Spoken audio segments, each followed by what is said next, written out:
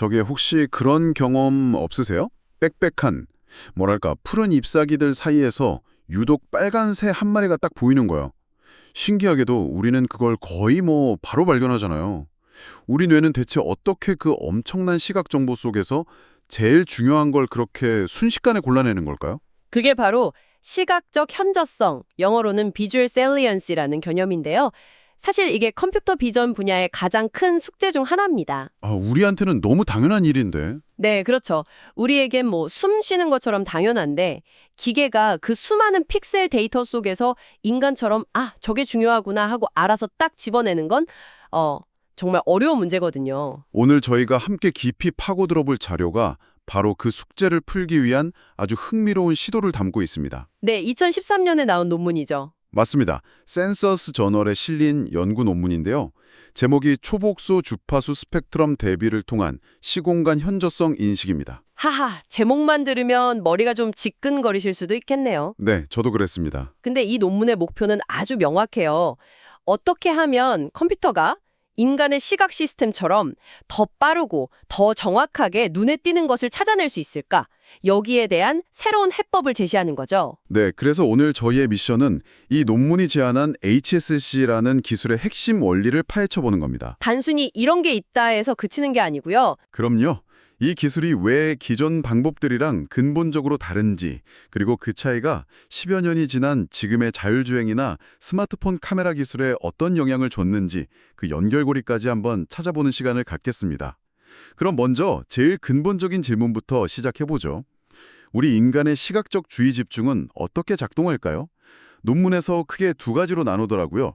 하향식이랑 상향식. 네, 하향식, 상향식. 하향식은 목표가 좀 뚜렷한 경우 같아요. 아, 내 찾기 찾아야지 하고 마음 먹고 책상을 훑어보는 것처럼요. 맞습니다. 그건 뇌가 이미 찾기라는 모델을 가지고 있는 거예요.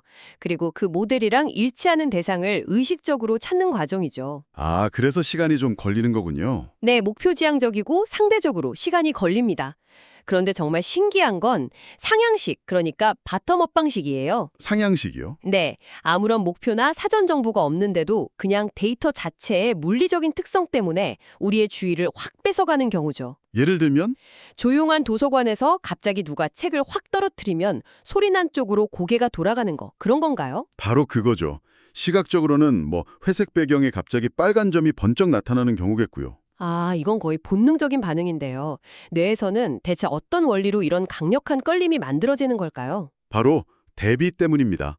주변 환경하고 확연히 다른 색, 밝기, 움직임, 이런 저수준 특성들이 감각기관에 아주 강한 신호를 보내는 거거든요. 그렇군요. 이 논문은 바로 이 빠르고 자동적인 상향식 주의 집중에 초점을 맞추고 있습니다.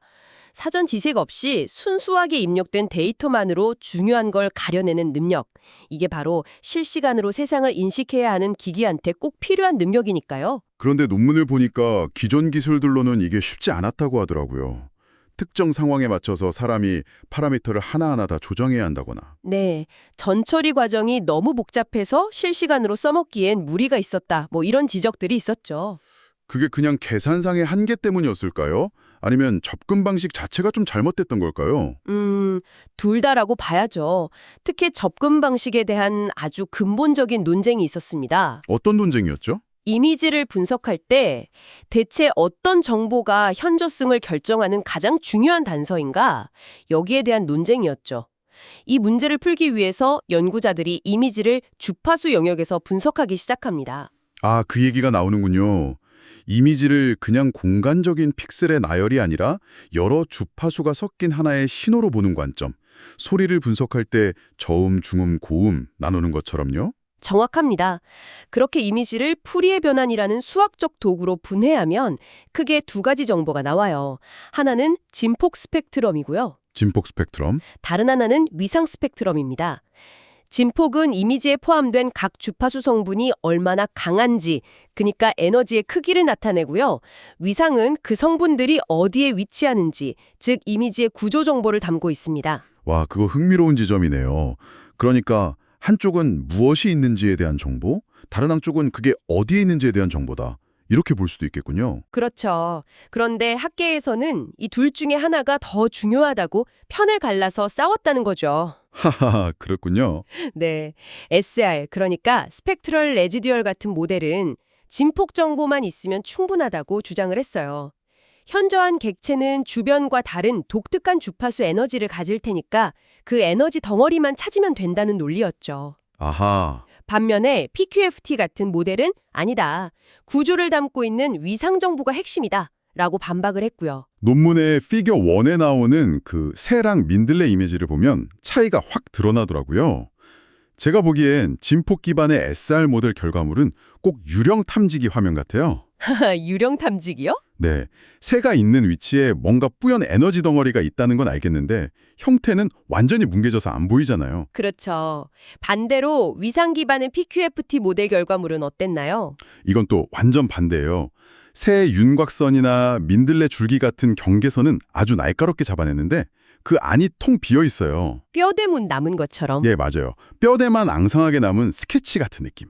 어느 쪽도 온전한 새를 보여주지는 못하더라고요. 바로 그 지점.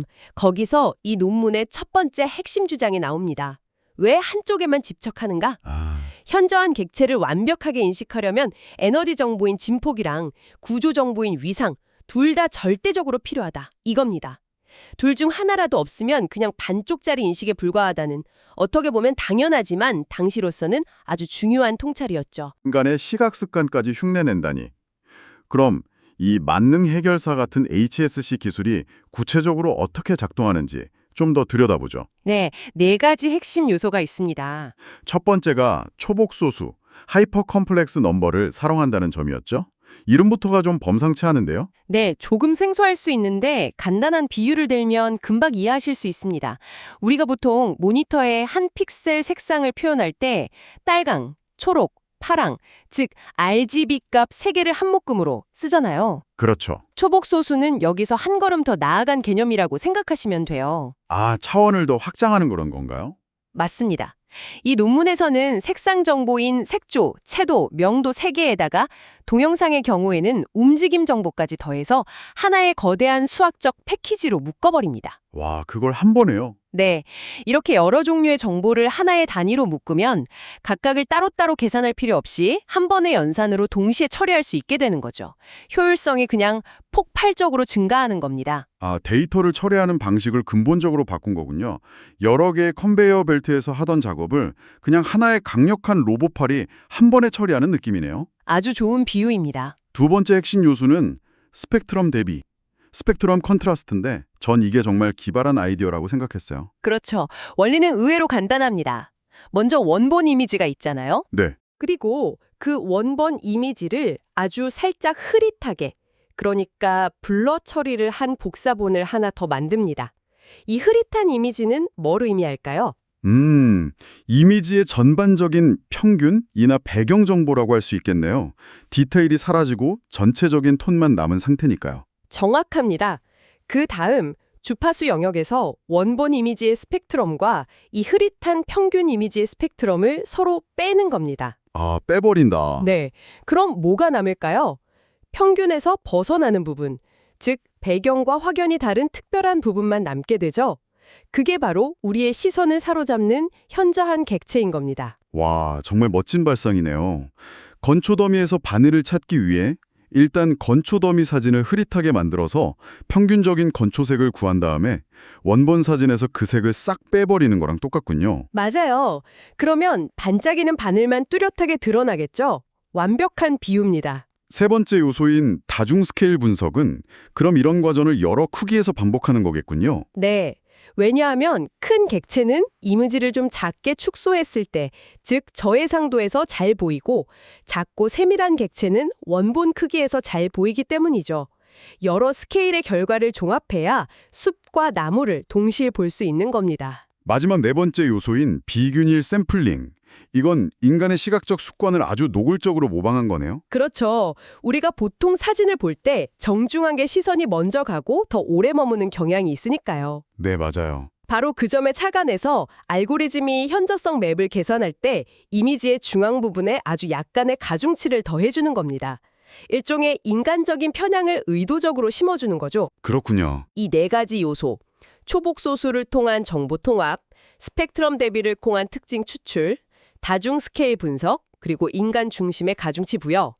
이 네 가지가 합쳐져서 HSC라는 강력한 알고리즘이 탄생한 겁니다. 자, 그럼 이 HSC라는 새로운 방법이 실제로 얼마나 뛰어난지 검증해 봐야겠죠? 논문에 나온 실험 결과들이 아주 인상 깊었습니다. 첫 번째는 그 심리학에서 사용하는 시각 패턴 테스트였죠. 네, 피겨 4에 나오는 이미지들입니다. 단순히 주변과 색깔이 다른 점 하나를 찾는 간단한 문제부터 시작해서요. 네네. 여러 방향의 선분들 속에서 유독 수직인 선분을 찾거나 더 나아가서 여러 모양과 색이 뒤섞인 상황에서 빨간색이면서 동시에 파선이 목표물을 찾는 복합적인 문제까지 테스트했습니다. 다른 알고리즘들은 이 복합 분제에서 애를 먹더군요. 그렇죠.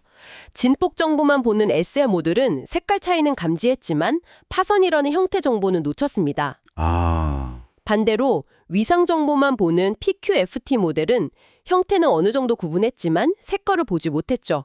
둘 다 반쪽짜리였던 겁니다. 그런데 HSC는 달랐군요. 네, 진폭과 위상을 모두 고려하고 색상과 형태 정보를 초복소수로 통합한 HSC는 이 모든 까다로운 조건 속에서도 목표물을 정확하게 찾아냈습니다. 두 정보를 통합한 게 성능 향상의 핵심이었다는 걸 명확히 보여주는 증거죠. 인공적인 패턴뿐만 아니라 실제 자연 이미지 테스트 결과는 더 흥미진진했습니다.